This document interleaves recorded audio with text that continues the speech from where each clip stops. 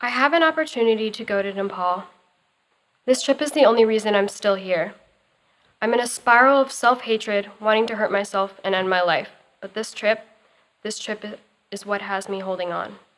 I once was a happy kid who cared about everything that's ever existed. I remember the day I lost myself, when I lost hope.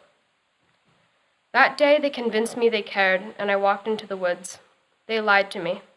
I thought they would give me love and affection. Man, was I wrong.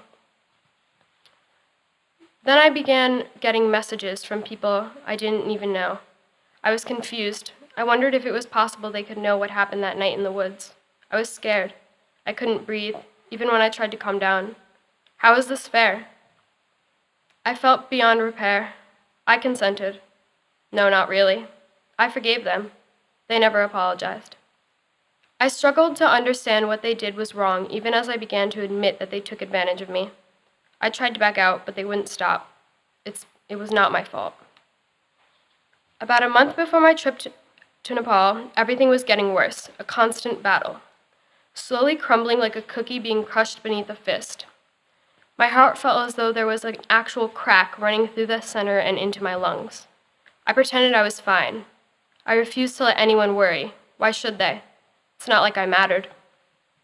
They'll be better off without me. Everyone saw right through my lies. Everyone was concerned.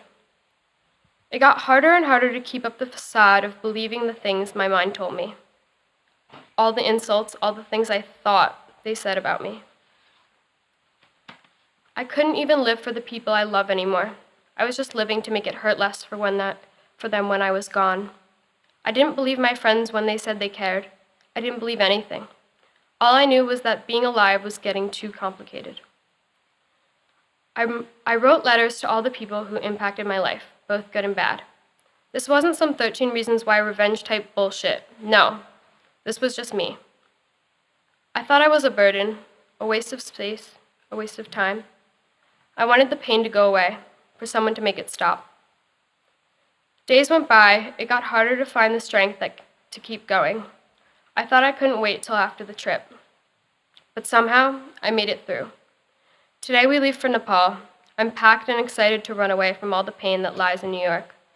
Our purpose on this trip is to fulfill Maya's dream, to support the end of human trafficking. Traveling together brings me closer with some of the girls. I really enjoy being in their company. We sit on the floor at the back of the plane. We talk about how bad we feel for the girl who's puking for 2 hours straight. I dread the travel to Kathmandu, but it turns out to not be so bad. I step off the plane and onto the warm Nepali soil. I feel at home. I feel a happiness I've never felt before. My life is going to change from this moment on. I know it. We meet the kids from Himalayan Children's Charity, or HCC. They smile, and I'm in love. We visit the school Singadevi and meet the most amazing children on the planet. Even without language, the connection between us is stronger than any bond I've ever experienced with another human being. Our nights at the beach and in the hotel are so much fun. We stay up late talking and just being with each other, telling stories.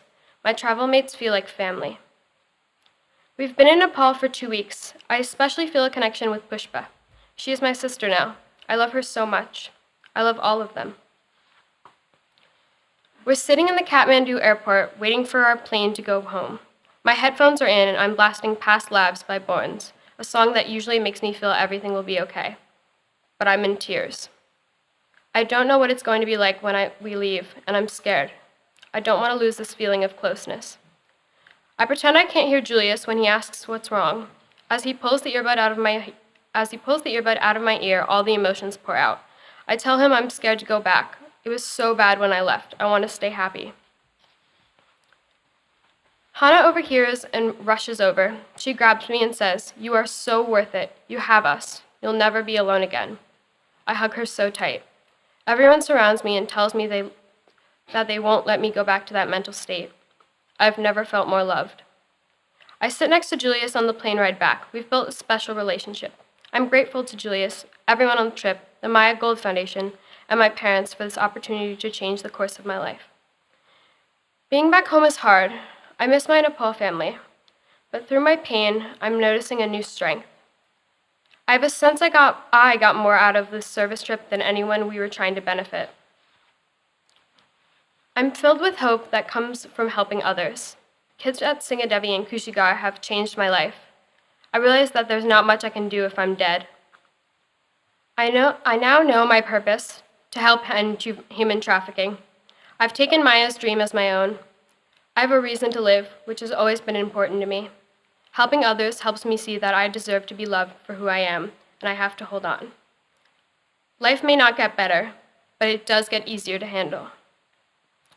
If I can't live for myself yet, I'll have to live for the people who need help, support, and love. I want to spend my life benefiting them because they are worth it. And someday, I'll see that I am too.